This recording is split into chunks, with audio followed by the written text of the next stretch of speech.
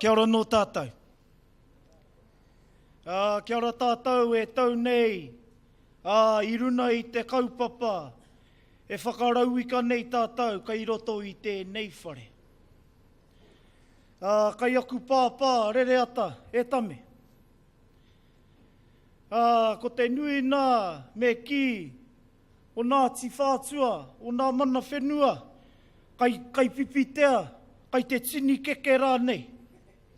Hoi no, ka ki mai a te tohuna o tene, e hoa, māu e haere, ki te mihi atu, ki te marea e tai mai. Nō reira, kai aku pāpā, e hara tēnei, kai konei, hei whakaiti, hei takai i te mana, o Ngāti Whātua, awai ake, awai ake, awai ake. Nō reira, kia koutou katoa, i nā iwi, o tāmaki makaurau, o tāmaki here nā waka, o tāmaki here nā tanata, hara mai, hara mai, hara mai. Hara mai i runa i te kaupapa hei whakawhiti kōrero, hei whiua i nā pātai, ara, ki nā tohuna, ki nā apataki rā nei, ko tēnei kaupapa, ko te mauri o te wai. Anō reira kāre hia ki te tōro hia i tēnei mihi. Nau mai,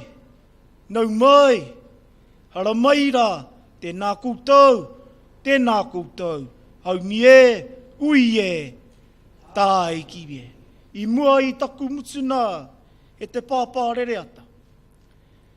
Kai te are mai oku nei tarina ki o kōrerora. Hei hoki whakamuri ki nā whakapapa o te ao kāneane tana, o te ao tawhito, e a hei koe ki te hono, te rā ao, ki te anaia nei, e pāna ki te wai. Nō reira, kia tātou katoa, tēnā koutou, ui e, haumi e, nau mai, hara mai, tā i ki e. Te reira will translate. Kia ora.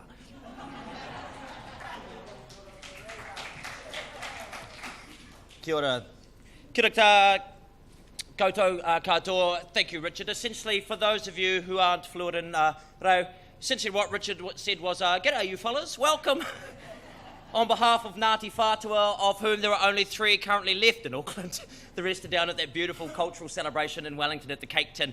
To here, beside the cool waters of the Waitemata, looking out at that iconic island of Rangitoto, an island that my 3-year-old daughter is obsessed with because of its historical connections as a place of refuge for Jin the otter, for those of you who remember that wonderful resident of Auckland many years ago.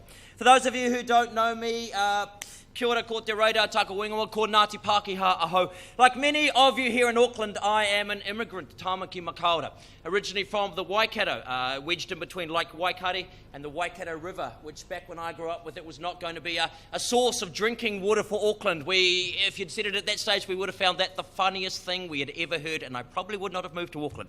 Nonetheless, now here I am, as many of you, just as a show of hands, how many immigrants to Auckland now living here, to Tāmaki Makaurau? Pretty much everybody.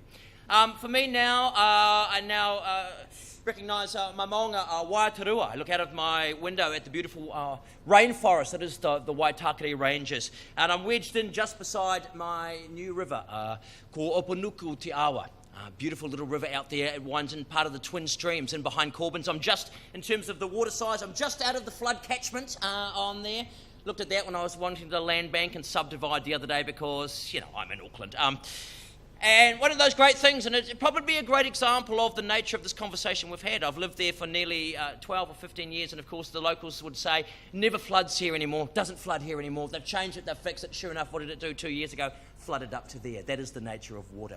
And I had the great pleasure, one of the great joys and privileges of this city, driving across that causeway on the northwestern and looking out at the glowing waters of my new Moana, the inner harbour of the Waitemata. Looking at those boats that are moored there, the sandy beaches of Point Chev and Te Atatu Peninsula. Looking out there at that breeding ground of all of those little sharks and things, all the fish that come in, all the food source that is there, and that recreation area that is so important to the people of Auckland. This huge region that we're in, primarily in many ways rural, but none of us more than 20 k's from the sea. And we think, when it comes to water, we have this very intense spiritual connection with it in New Zealand, both as Māori, that's being recognised in some of the conversations we're having around water, and I think certainly as Pākehā as well, maybe more so than other places around the world. And then driving past in there, past Oakley Creek, past that wonderful little waterfall that sits there, past Western Springs, that historical source of water, and now kind of a fetid duck pond, and then along down here to the waterfront, to the beautiful waters of the sparkling harbour. But of course, it's not just what is seen when it comes to water, it's the unseen as well. And I know that coming down here underneath me, a labyrinth of pipes for those three waters, the wastewater, the drinking water, the storm water, all being taken care of by people who I like to think of. I saw some people before in the wastewater sector, people who just bury money under the ground and take care of things. And I do a lot of work at wastewater conferences, and I say they're kind of no one really thinks about stormwater until there's a flood, and then suddenly there's a flurry of phone calls. All of that work that is done that costs all of that money, that makes this place a better, a cleaner, a safer place to live, just goes on. And I think for many people, absolutely unrecognised. So we are here to discuss water tonight. I'm facilitating this kōrero on water, and it's giving us a chance to inspire and stimulate our thinking around the challenges that are facing Auckland in its widest context. Tonight we have a wonderful speaker. We have a panel to discuss our water future, and we have the chance for you to ask questions as well.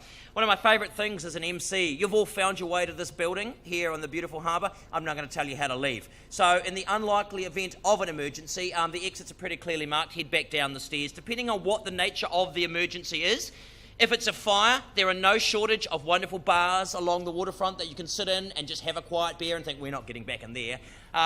If it's anything else, head just down and just make your own way home. The other important evacuation points, the bathrooms are located at the rear of the room. Wait staff will show us out, and if you do have a mobile phone, feel free to just put it onto silent. We may use that phone later in the course of the evening for our first presentation, and of course for your ability to ask questions later on. And these wouldn't happen, of course, without the generosity of the council and their partners. So thanking our Auckland partners, South Base Construction, the design partner, Resine, and all of the other program supporters. Ladies and gentlemen, what about a round of applause for those people who have made these conversations happen?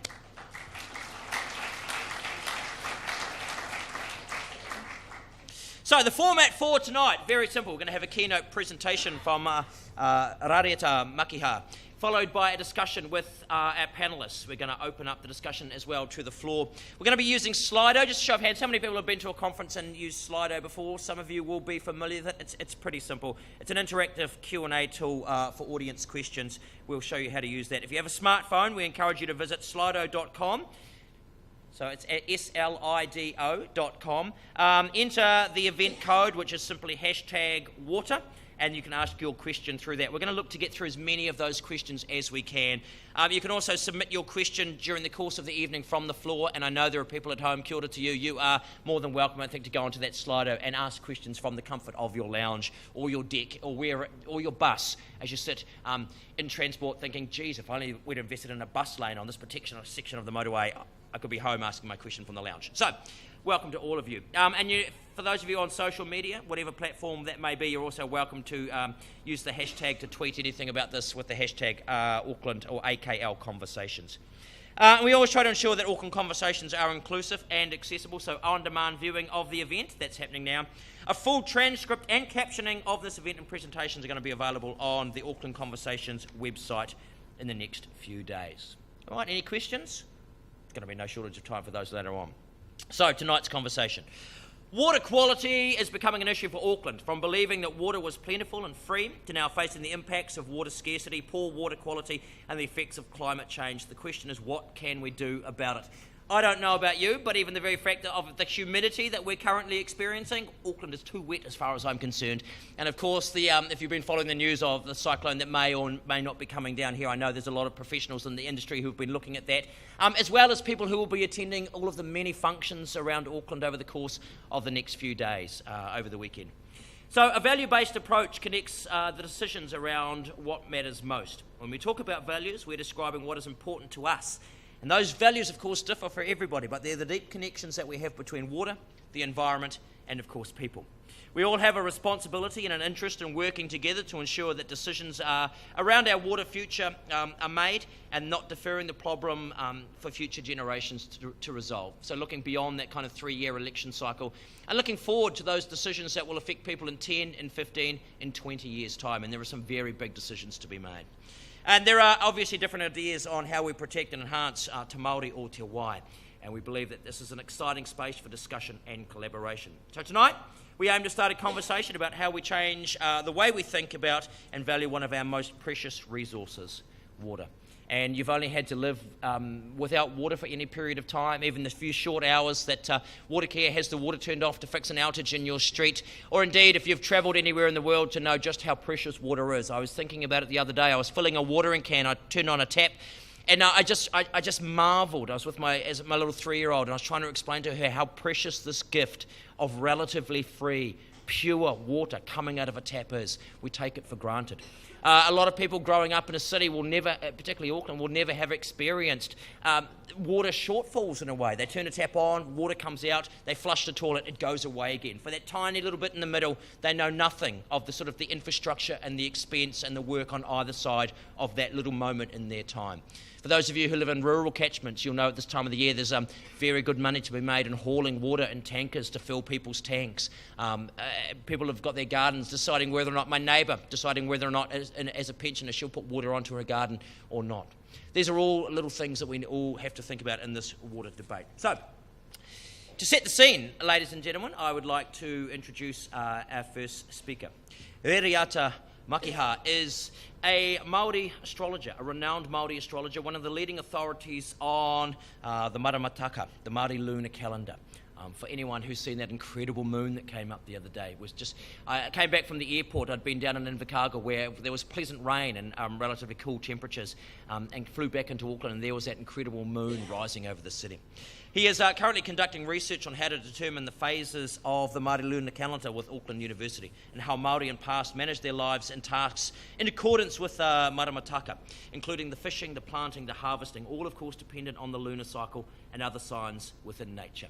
And if you are looking at that lunar cycle, you'll have seen it even mentioned in the news today in relation to the cyclone that's coming down. King tide looking as if it may also coincide with that. All of these things blending together into the synthesis of the environment, the lunar calendar, and the way that we treat the world in which we live. So ladies and gentlemen, please welcome to the stage Reriata Makiha.